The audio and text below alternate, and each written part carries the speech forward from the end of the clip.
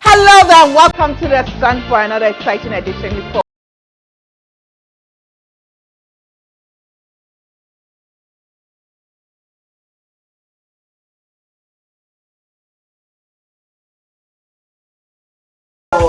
Yeah, Alhamdulillah, part of the Muslim Ummah.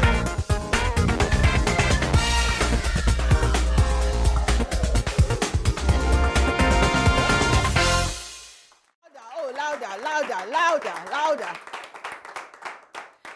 Hello there, and welcome to the Stand for another exciting edition for you. Last week we featured three amazing young Muslim women, and they talked about what they are doing in the Zongo communities and giving life skills training to some women who are coming from the Zango communities. Today I have three extraordinary women. They are from the Ahmadi Muslim mission, and they are coming to share their experiences with us.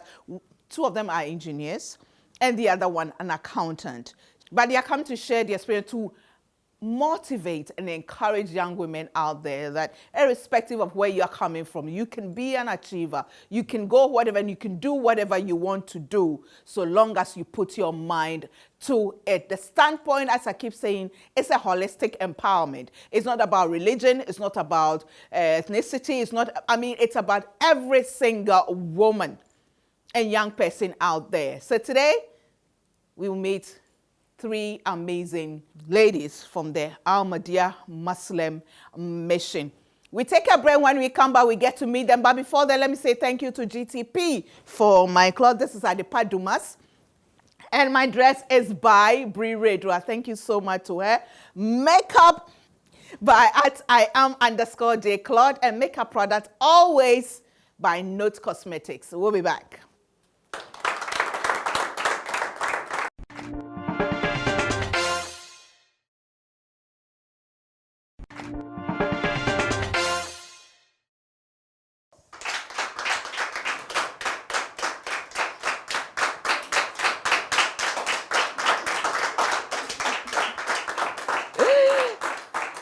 Okay, welcome back to the Standpoint. Yes, we started this month with three young, amazing Muslims, and today we have another group of three women who are Muslims. They are Ahmadis, and I have a special love for Ahmadis because the late Malvi Wahab Adams, may he rest in peace, was a father. He called me sister, and he was amazing and very kind towards me. May he rest in peace. Now, let me say thank you to GTP, who are our sponsors. GTP is an OGA campaign. And it says, if you want to buy GTP, make sure it is original, it is genuine, and it's authentic. Like me, Oga. You know my name is Oga.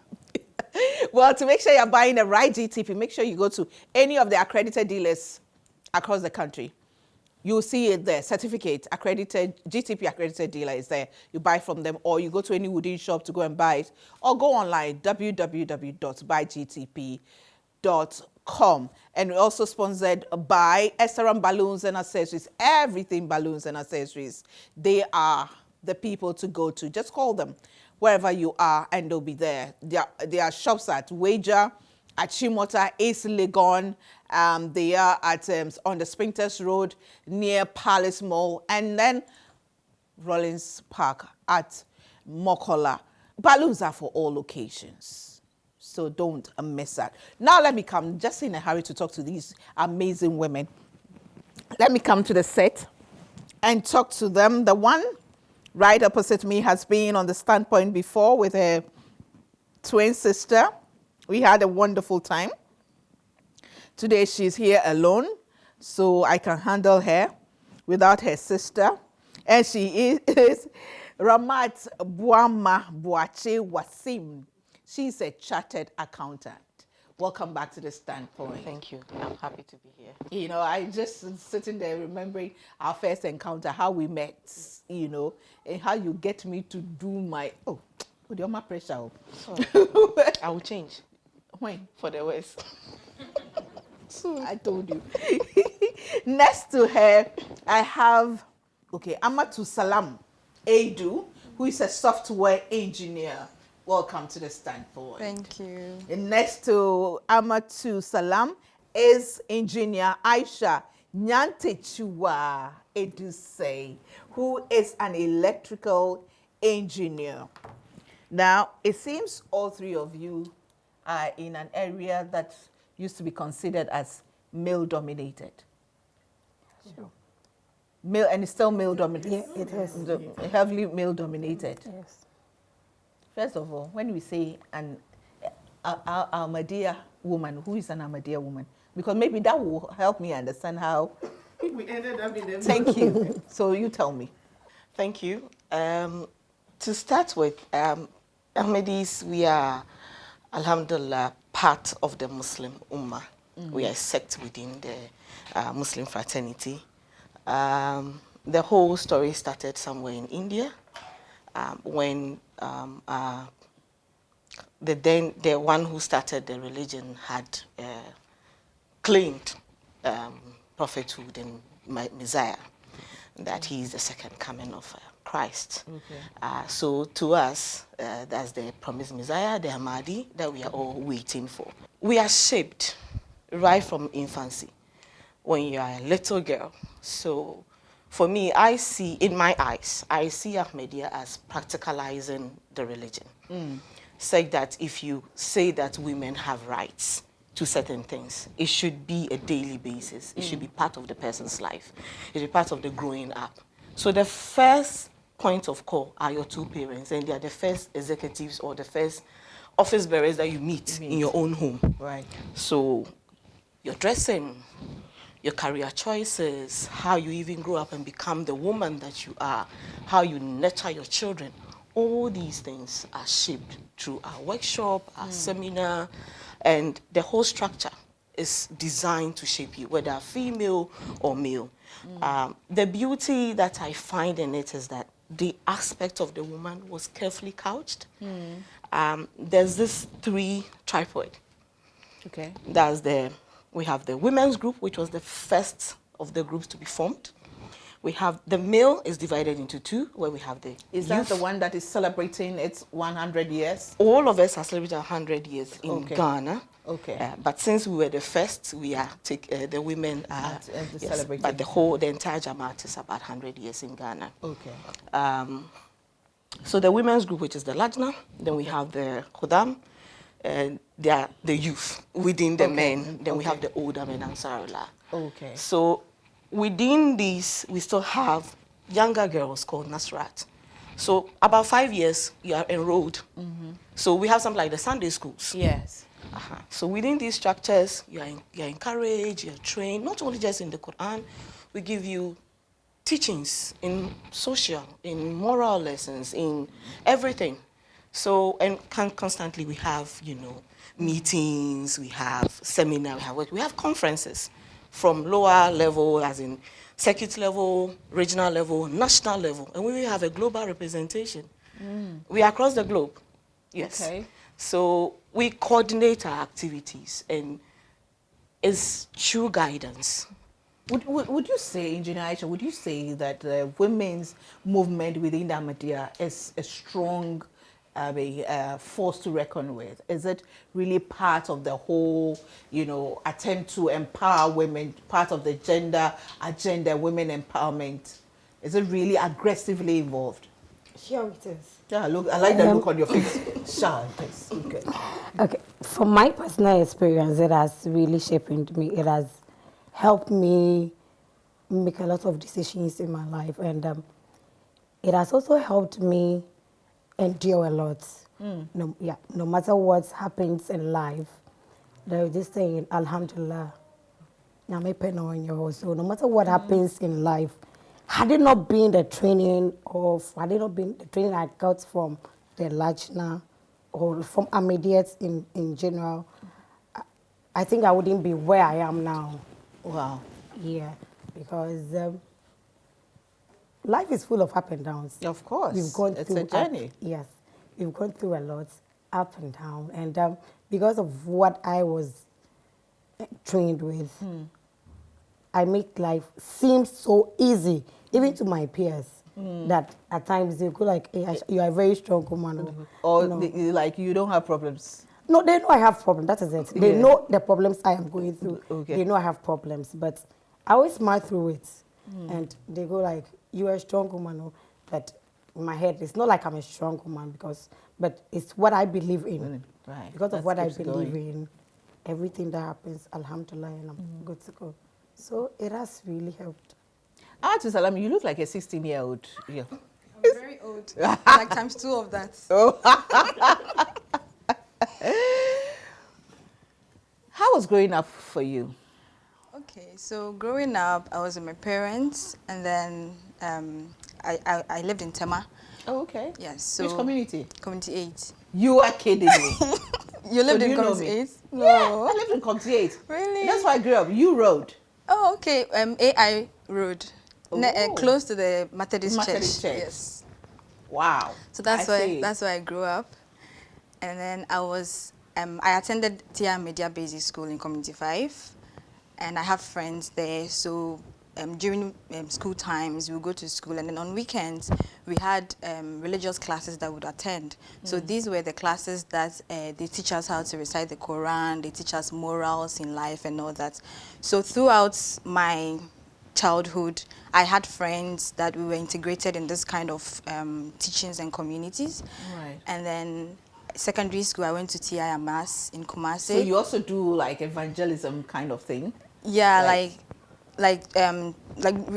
well, for me, I wasn't going out there preaching and all that, but then I was part of the Nashrat, as she said. Okay. We were taking part of activities, sports, all kinds of things that would shape us in the Ahmadiyya community and the Lajna community.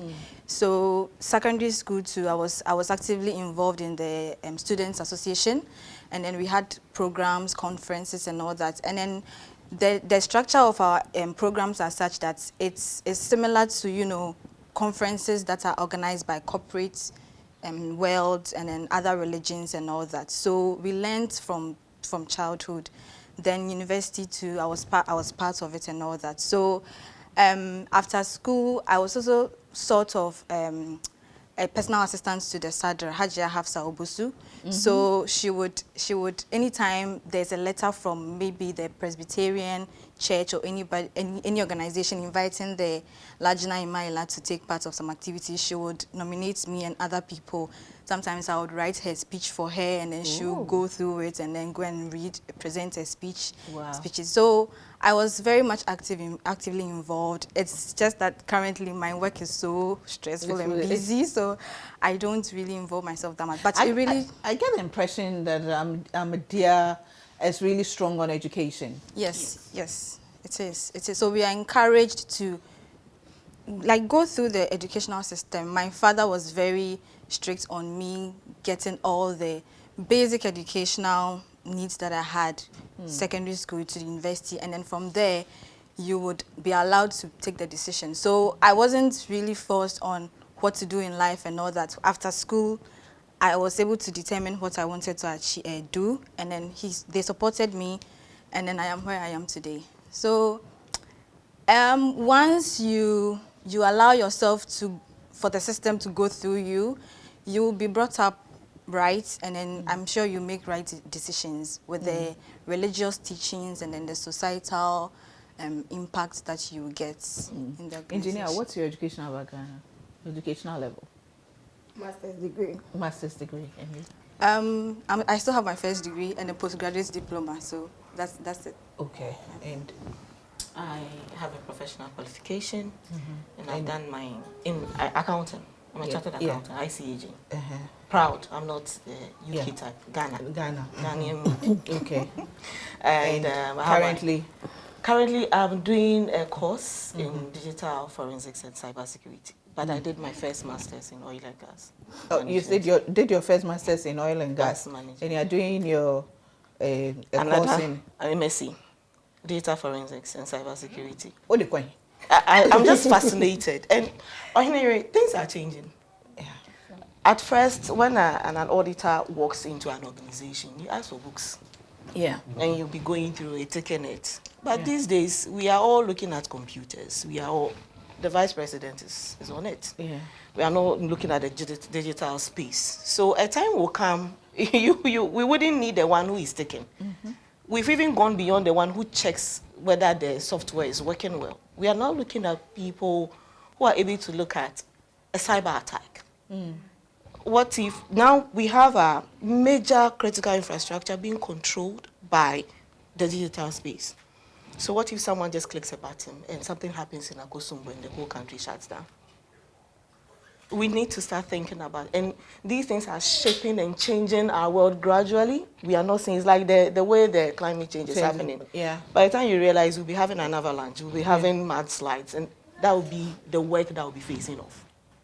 Some jobs are not going to be alive in the next 10, 20 years. So I believe everybody should just read around, upgrade yourself. So for me, I'm looking at how I can blend that to my work as an auditor. I work as an auditor now. So, because you will not be auditing books in the future. You'll be auditing systems. Well, you still want to know more about these extraordinary women, then you better stick and stay, because I'll be back to talk to them, about the journey to where to become an electrical engineer. I need some electrical work. Software engineer and accountant who has a first master's in the oil and gas and is now doing a course in cybersecurity. And these things excite me well. Let me say thank you to Puma Drinks and Awake Purified Mineral Water by Casapreco Company Limited, House of Food, Auntie Vera, thank you. And thank you to Cake Technique. Yes, I'm coming to you for support as well. Thank you to Easy Cook groceries at your doorstep. She'll do all the groceries for you, whatever you want. Send her and she'll do it and bring it to you at your doorstep. Thank you to Kodam's Gift and Stationery. Thank you to Juice Time, from the farm to the factory to the bottle. They do it all. It's a whole chain. So you are guaranteed that you're taking 100% fruit juices. Go-Got yogurt. As a woman, yogurt is good for you. And if you have to take yogurt, it has to be Go-Got yogurt. Yep, cleaning services. All your cleaning needs. All your cleaning before, after, during, in future, in the past. They will do it all for you. And of course, stunning floral and decor for natural plants and artificial plants as well. We take a break. When we come back, we look at the journey to becoming an electrical engineer and a software engineer and an accountant. What did their friends say when they were venturing into these areas, and how has it been, especially being Muslim women? We'll be back.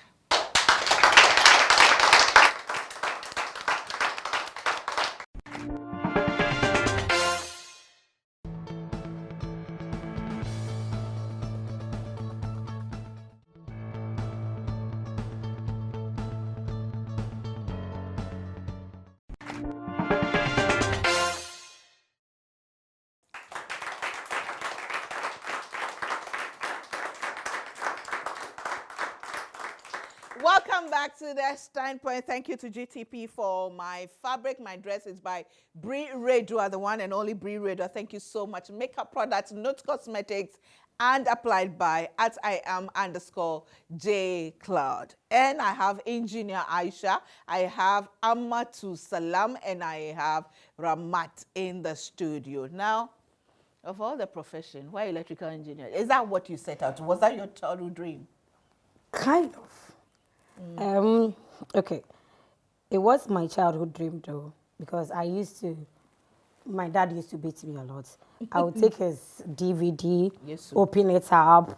At times I'm able to fix it. At times I'm not able to fix it. That's when the beating will come. So my dad saw it in me. Right.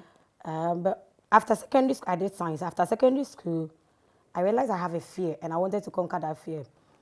Although I'm good at, when the thing is not plugged, I will take it and dismantle it. But when I even want to plug an iron, after putting it into it, I will stand about 2 meters and use a stick and put it on. Yeah, I was afraid of it. So why? Did you see somebody electrocuted or something? No, never. I don't know why I was afraid of it, but I would touch it when it's not energized. But once it's energized, I don't go near it.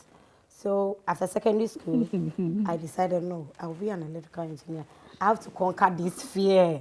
I have to, because I'm good at it. I'm good at repairing stuff, those things. So that was when I started. And I did electrical engineering.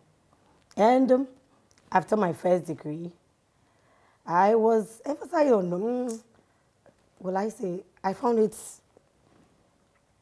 or I was happy when I'm able to do some things. Right. So I was like, yeah, I like electrical engineering though, but I realized I was more into energy. Okay. So I decided to enter into energy, especially when, I think 2012, or when we had this energy crisis. I didn't really understand why, because the dam is there, the water is there, and we are getting electricity from it. So what is it? So that was when I realized we also had a thermal plant there. So I realized, no, when Ghana moves more into renewable energies, it's going to help. So I decided to do a master's degree in energy engineering. That will enlighten me more to do more. So after the master's degree, aside being an electrical engineer, I'm an energy analyst. That is my side. Like, it's a consultancy. I help people in conserving more energy and saving you more money. So that's, it was a difficult.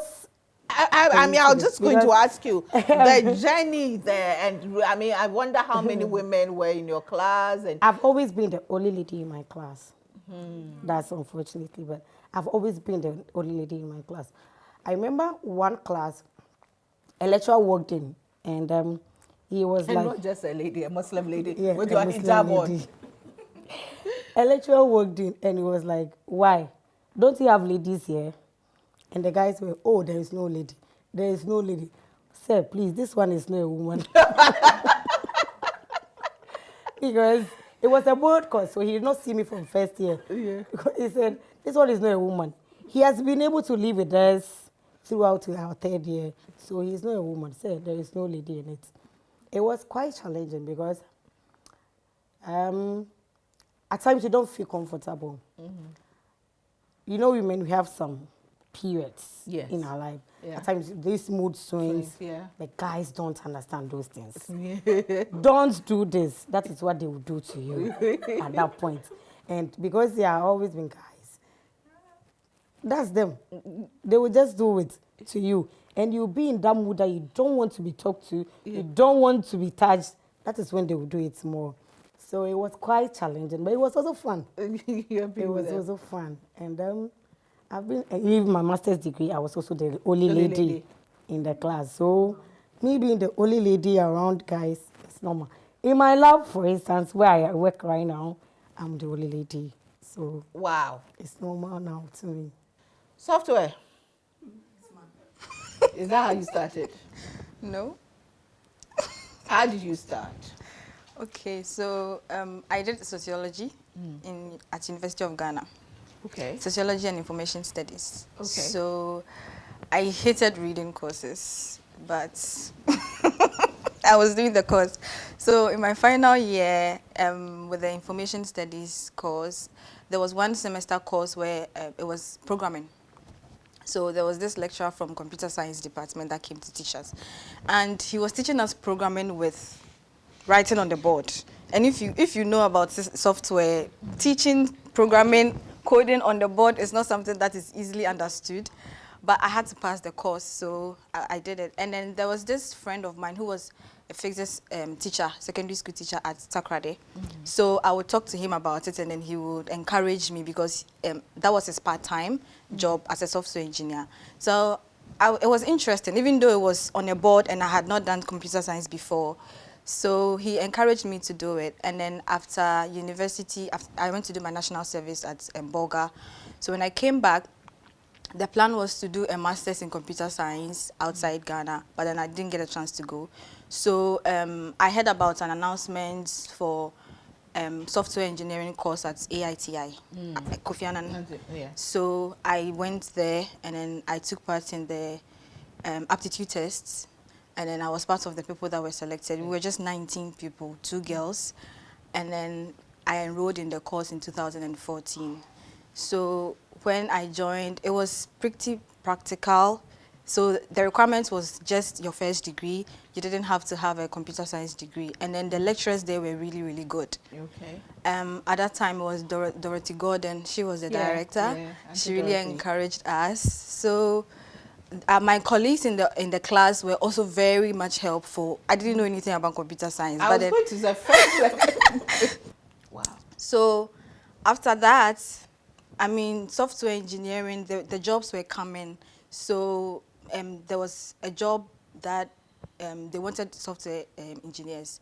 So the institution connected us. So I joined a startup called MP in 2014. Yeah. After 1 year, it didn't do well, so I was laid off. And then I did part-time job at, one of the directors had this business at the airport. So I was employed as the IT support. So I was helping with network configuration, printing, and then stuff for 6 months, and I got another job. So I was hopping from one job. I wasn't staying at one job for like a year. Yeah. It's been a very, very interesting journey. I've enjoyed it. It's been challenging. I am also the only lady in my team. In the beginning, when I joined, it was tough because if you're a woman and then you're approaching men about helping you with a configuration or opening a port for you or doing something on the database, at the onset, they feel like you don't know what you want. You don't know what you are talking about. So some of them try to intimidate you. And I'm somebody, I have a very thick skin. Like, I look like I'm soft, but I'm not soft. So when it comes to the professional environment, I'm very stern. I don't allow them to intimidate me. And then my results, so I'm a very results-oriented person. Because I want to be recognized where I am so that people wouldn't think that she used something to get a job. Yeah. I ended. Yes, I ended. I feel very proud. Yes. Yes. So, over time, maybe in a period of 6 months to 1 year, they all saw what I could do, and it really, really built my confidence. I could interact with the business people to discuss requirements from the affiliate and customers. I was training managers who had already done their MBAs and all that. You were training managers? Yes, yes. That must have been exciting. Yes, it was. And then, so it really built my confidence. Aside from the technical skill that I had, interacting with these kinds of people built my confidence because sometimes they come to you for a technical advice or an approach that they want to take and all that. Rahmat, I'll come to you, but back to engineer. Did your being a Muslim and having to wear the hijab become a hindrance or a challenge at any given time? No. Never, not at any point? No, wearing the hijab, never. But it was when I started my national service. That's where I am now, Ghana Standards Authority.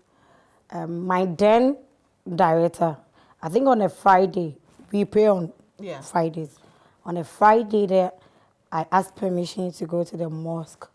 That he said, no, he wasn't going to allow me to go. He was surprised that I even asked because there has been Muslims there. Nobody has asked to go to the mosque. But I told him, no, I have to go to the mosque because you go to church on Sundays. But you can still pray. Yeah, we can still pray in-house. But the congregational prayer is also needed. Yeah. So he looked at me in some way and was like, so will you come back? And I said, yes, sure. I'll come back. I'll just go and pray and I'll come back. Then I think we all had our congregational prayer at Osu. He said, wow, how can you go to Osu from this time and come back before closing? I said, don't worry, I'll come back. He said, are you sure? So I'm sure he wanted to test me. So he gave me that permission to go. And I left around 11:30. By 2:45, I was back and I went to greet him. He was like, oh, really, you are back? Oh, then this is not an issue. You always, when it's time for your prayers, you go and you come back. So I think from then, all Muslims were allowed and every Muslim was going to the mosque. So once again, you became the pace setter and paving the way. Ahmadi Salam, what about you? It hasn't been a problem. Never. No. All the jobs I've done, I'm able to attend the mosque on Fridays, I think it's one of the blessings that I have gotten. And then sometimes during the afternoon. When my boss calls me and I don't answer and I call him back, he asks, were you praying? Yeah, so he knows I pray on Friday. Sometimes on Fridays he'll ask, today are you not going to the mosque? I said, no, I'm not going. So they all know that I go to the mosque. Yeah. They all know. Some people will call you Hajia in the office and all that. So Do we even, we think somebody, and everybody who wears the hijab is it's Hajia. Hajia. Or Anna Maria. Yes. Anna Maria. Okay. Do Ahmadis use the title Hajia? Yes, we do. You do? Oh, okay. It's a pillar in Islam. Okay. Ebuso. Are you Hajia? No, please, I'm not. We have You're watching The Standpoint, and we are celebrating 3 amazing young ladies who are extraordinary, breaking the ranks and doing amazingly well. Well, it's all about, you know, being result-oriented, isn't it? Proving yourself. Unfortunately, whether you like it or not, especially being a woman, being a Muslim woman, you need to prove yourself because there are stereotypes everywhere. You know, people have perceptions, and it's up to you to prove yourself. Well, let me say thank you to GTP, still timeless. Make sure you buy from the accredited dealers nationwide and from within shops. And then you can also buy online, www.buygtp.com. Thank you to Esteron Balloons and Accessories, everything balloons and accessories. Get in touch with them and they will sort you out. Balloons are for all occasions. We'll be back.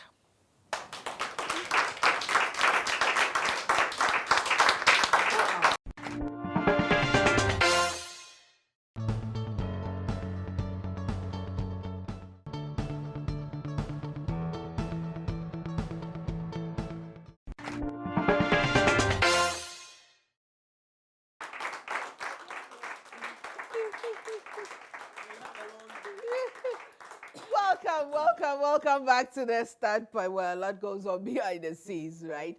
And let's say thank you to Puma Drinks and Wake Purified Mineral Water by Casapreco Company. Mrs. Oforipoku, grateful always. Thank you so much, you and your family, for the support.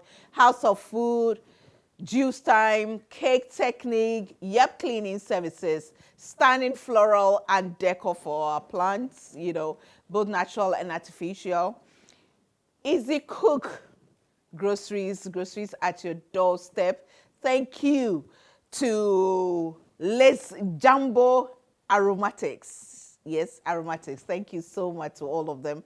And then, of course, to you for watching. Kodam's Gifty Stationery. Thank you so much. Now, we are talking about 3 extraordinary women who have broken the ranks into heavily male-dominated, you know, environment, professional environment, and they are doing well. So where you are working now, your department, you're still the only woman? Not the department. Like in my lab. No, In my your department. lab? Yes, in my lab. In your lab, you're still the only woman? Yeah, I'm the only woman. Okay. Sister? Yes. So you decided to be an accountant, and then your sister became a banker? Yes. And the accountant, is it by choice or by accident? Because these days you are doing so many things, so I don't know whether... Okay, I started off wanting to be in the sciences, especially medical. Okay. That my dad is someone who really positions you, shape you. So he was like, you know what, you're good, your results are okay, but you struggle with maths. I have a feeling if you go ahead, you will struggle. But do accounting. It's still... You know, that's where you and I was excellent in accounting, but maths, hallelujah. I was terrible in maths, and my father didn't get it. How I could do well in accounting and not do well in maths. I said, me O level. If I had failed maths, the school, I wouldn't have gone again. Oh, come here, So when he looked at my results and my interests, said, do accounting. I said, no, if I'm not doing science, then the next love is journalism. So I wanted to do arts. But some way, somehow, he managed to encourage me to do the accounting. And I think I fell in love with it. So after SHS, I did HND accounting. Then after doing the HND accounting in Poly, I started working. Then in the course of the work, I had this manager. Each time I'm coming, I'm always reading a book. I love to read and always write something very short. Said, have you registered for the professional course? I said, no. Said, go and register. one of the days, the bus dropped me, and he just met me at the entrance to the office and was like, have you gone to register? I said no. And sit in that bus and go back. He didn't allow me to go back to work. So I went to register, and I started writing the examination. First, in 2008, I qualified. I became a chartered accountant. So I just delivered the certificate and give it to my father. Take it. I'll do the job. You certificate. You take it. I collect the money anyway. So after that, I've always been one person who is a bit adventurous. When things new come, I want to understand it. Right. I wish there were short courses that you can just take, but usually those ones are not. And so when the decision to do an MBA came up, I said, I don't want to do MBA finance. Everybody's doing executive MBA finance. No, I wanted something different. And then oil and gas was the ish. So I went to do oil and gas. And I remember when I was going for my promotional interview, I was asked by the chair of the panel that, okay, so now that you are auditing, what are you doing with that certificate? I said, no knowledge is gone waste. Yeah. It's possible we'll be sitting here and the government can say, constitute a team and go onto the rig, go to Talu and audit. You need people with certain background. And you come and look for me. So at this moment, I've registered my name and I repeated my full name and told them I have MBA oil and gas. When you're constituting, please call me. Call me. So that has always been it. And accounting was a bit challenging, but I always say that I thank God for the parents that I had and timing. We went through education very fast. Okay. He doesn't allow you to waste time, especially when the school is dragging you off. Some schools just want you to staying in the school. Yeah. They'll push you to the next level, and you will do it. You will make it. So I remember class 3, no class 3, no class 6. So you didn't go to class 3, you didn't go to class 6. From 5, he said, you are going to JHS and you will survive. The first year you will struggle. But you will survive. Yes. So we started in the village for Mena. I said, no, you people, you can't stay here. Go to Accra, go to your sister's end. The competition is there. You go and meet the Morning Star people. You go and meet the Achimota people. You go and meet all these people. You have to survive. And at that time, I mean, having a conversation with someone like 10 years. We came here when we were 10 years. It didn't really make sense. But we were excited to come to Accra anyway. And it was a very good decision. So it made us move a bit faster. So we completed Poly at age 20. We entered when we were barely 17. So within 3 years, 20 years, 21 years, we finished our national service and we're working. Wow. So by 28, you've qualified. You've done your professional. And you have time. You can have kids. You can, because... And so you are having kids? Yes. I just say you are having kids? Yes. Okay. I love babies. Yes, I know. So you can... You will give 10. If I had started early, because my target was Bedujain. Yes. My target... I told you this one, she's not correct. Because I wanted to break my mother's record. My mom had 8, including twins. But I didn't start early. She started early. So because of the late start, let me just manage with this one that we are doing now. So I finished. You finished? Are you sure? It's a genuine question. I asked her that the last time. Yes, we'll get an opportunity to ask again. Are you sure? This one, her name is... Okay, if she comes on a Monday, it's Adjoan to Swore. Adjoan to Swore. But if she managed to come on a Wednesday, Ekuya Haka. If it's Friday, Efia Juma. I came to pray. Yes. But if you are for the Papa or a hacker, the firewalls that we have built in the system, but she was able to break the firewall and survive. Yeah, if I know you come like me, we are the member. It's out of the world. Oh, breaking system, no. Wahake system, no survival. Now, young ladies, do you have any question? Now it helps me understand that one. It helps me understand her better. Like the Ahmadi women, very adventurous and restless. Restless in the sense that you seek and keep seeking and keep saying till you find. And if when you fight, cry, you keep find out if there's something behind. There's a book called, is it The Journey of the Seeker or something? Eh. Yes, that's you have to read. It's Way- part Way of of our the Seekers. way of the seekers. So we are always seeking. Oh, so you There's see, a me, literature. I'm in the spirit. I told you that, you know, her grandfather was my father, and she was my first official daughter. Yeah, I'm two. Engineer, in conclusion, what have you got to say to a young person, young Muslim person, doesn't have to be a Muslim, a young girl looking at you, I want to be like her. Electrical engineer sounds so exciting. Now ask him, I said, why am I not electrical engineer? Because I can't even fix a needle when it's broken. That is why. You are good at what you do. So that's why you are a journalist. Yes, very good at it. What mama about you? So, yeah, I wouldn't say it's so smooth. It's challenging, but you have to challenge yourself to achieve the best. So, and it's kind of fun. When you are the only lady, you feel so proud, kind of. give you that attention. Yes. You've broken the ranks. Oh, This is what we call breaking the glass ceiling. Yeah, so it's kind of fun. So you enjoy it. It's quite challenging, but I would encourage any young lady who wants be an electrical engineer, not other engineer. Be an electrical engineer. Ahmadi Salam, Yes, ma'am. what have you got to say to that young person who did a first degree and it's like, that's not really what I want to work with? Yeah. Wasn't it like starting all over again for you? Going to do the software engineering? It was, but then I knew the end goal. Right. Because with the course that I completed, I didn't know what profession or career I was going to venture into.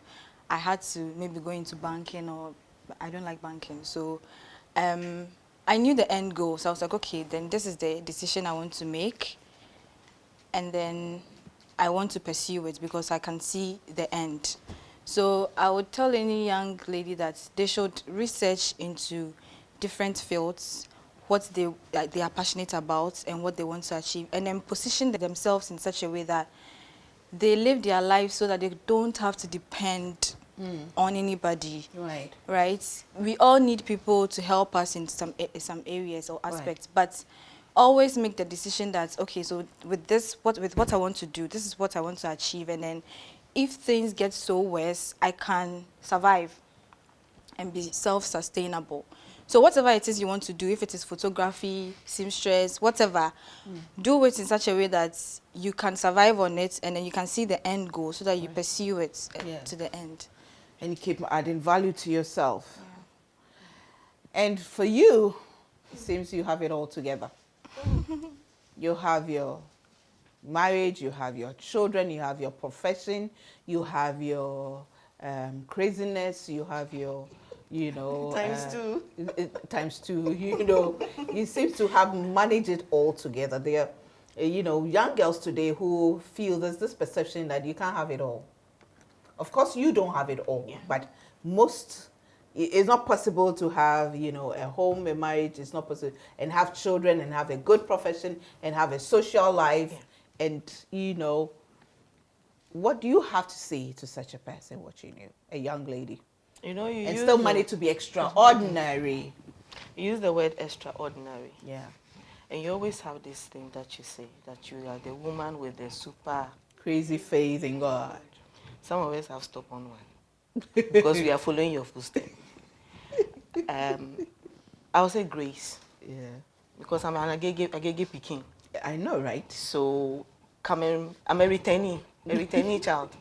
So things hasn't been easy. Right. But being focused. My father had 3 key things that he used. He said, you need to take initiative, you need to have the drive, and you need to have the focus. And take responsibility for the things that you do. If you want to take a decision, he always asks you, okay, so this decision that you want to take, in the next 5 years, would you be proud of it? What I would tell the person is, just have that passion in you. And reboot. Have that stubborn spirit to reboot yourself. Yeah. Because the challenges, they keep coming. They are not going to stop. No. They are not. And look around you and get inspiration, even if there's no inspiration. I was reading about Abraham, or Ibrahim, Hazrat Ibrahim. And one of the things that he started for was that he had hope. He even had hope in hope. Yeah. I mean, walking around and being 90 years and over and still claiming that God says I'm going to be the father of men. Where are your children? I don't have them. You don't have, but I'm going to be the father. And that man had to carry that burden for all these years. You know, but he still kept going. So that is where I'll link it back to the kind of organization that we are in. You are shaped from beginning. There's something that is instilled in you, that there's a presence, there's something bigger than you. It doesn't mean because that thing is bigger than you, you should take things as and when they happen. But you should be able to be content, you should be able to rise above and stand firm. That supernatural feeling from Allah is grace. Right. It helps you to accommodate things and live life. So the challenges, my dear young lady, is not going to stop. I'm sure even if you die and you close your eyes, someone will come and stand there and say, you did not die well. Next time, die well. Yes, that thing will come. You can't please people, but always, always have the drive, have the passion, have the focus, be responsible for all actions that you take. And I like to say I'm so proud of you. Me, I'm Associate Ahmadi, you know. That's Find you a name. You have to give me a name. Which one? Okay. We want something that is strong. In fact, Khadija is not bad, but we need to add the 2 to it. You have to add the 2. Do you have to? No, that's like my T is silent. Your 2 is silent. Rabba. Okay.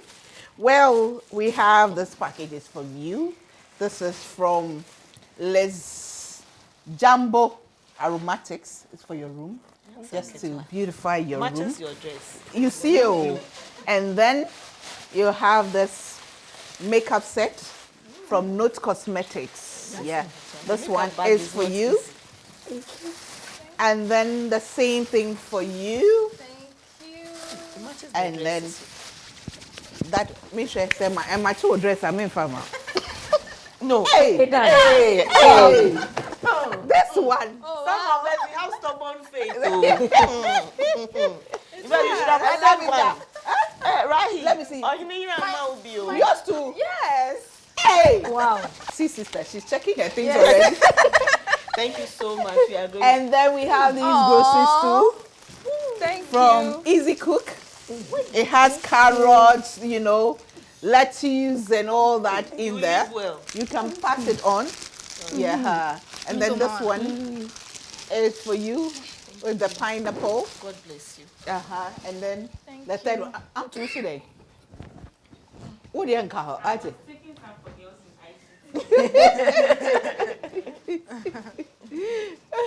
And then this one is also for you. Oh, okay. You shared it just we just want to say thank you. We are so proud of you. Keep shining, keep being the example, keep inspiring, keep mentoring for us to get more women and being result oriented. Thank you for coming to share. And thank you to the women in ICT for coming. Yes. You are happy, you are people. So you see, you have an example here. You can go far and you can do exceptionally well with what you're doing. From the University of Ghana, right? No. All the universities. Oh, okay. You are from which university? UST? KNUST? Okay. Central University. T, okay. University of Ghana. Okay. T, okay. Okay. KNUST, we are winning. You are what? Ghana Technology University. That's it. Is that another person behind you? No. Oh wow. What? So please, because you were acknowledging us, I just wanted to use the opportunity to thank the minister and deputy minister for giving us the opportunity to Which minister? communication and digitalization. So Honorable Esla and her Deputy Honorable Amapoma Boateng, they gave us an opportunity to take training in technology. So all the people sitting here are like our direct inspirations, because some of us want to be software engineers. We didn't do a lot of electrical engineering, but then I know she's from cyber as well, so we see them as our direct inspirations. Okay. Thank you very much. All right, it's good to know. Well done. Well done. And we wish you all the best. And very soon, I'll be having you also sitting here, sharing your experiences. And you don't believe it? You do, Pa. I'll be back with a bit of me.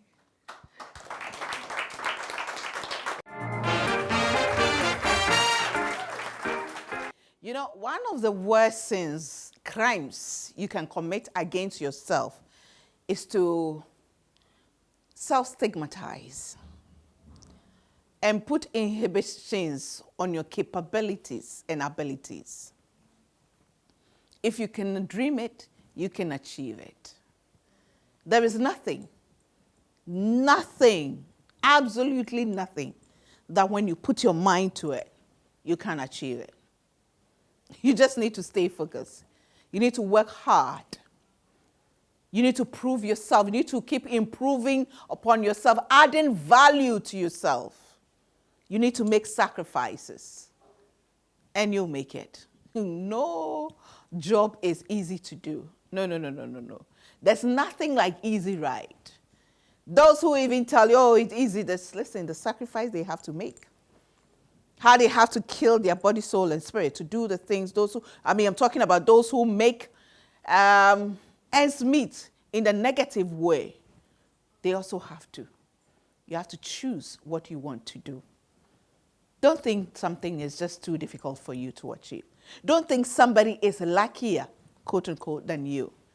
Don't think somebody was born with a silver spoon or golden spoon in her mouth and so she can achieve it. You can't. And if you're born with a golden spoon in your mouth, you are blessed. Your parents struggle to give you that life. So you have a responsibility to build upon it and even achieve greater. And reach out and help many people. If you find out that where you are, this is not where you want to be, it doesn't matter your age. My father, at the age of 88, was still reading and wanted to take a French course. Yes, wanted to take a French course because I didn't do French for him. So he was disappointed. He wanted to do the French for himself. He had gone blind. I didn't know how he was going to do it, but he was determined to do it. So there's no age limit. There's no stage where you say that, this is it. As we say in Amapim, Inshe, this is it. I can't know. You can know. Once you have life, there's always an opportunity for you to change your situation, to do what you want to do, what you love to do, to find fulfillment, satisfaction, to make an impact. Because as I keep saying, it doesn't matter what you do. It doesn't matter where you find yourself. Somebody is looking at you. Don't put limitations on yourself because there's no limit to what you can achieve. The sky is the limit because the sky is limitless. I remain the woman with super crazy faith in God. I know God has got me covered, but I know He has given us wisdom. Let's apply it. Thanks for watching. See you same time next week. Bye for now.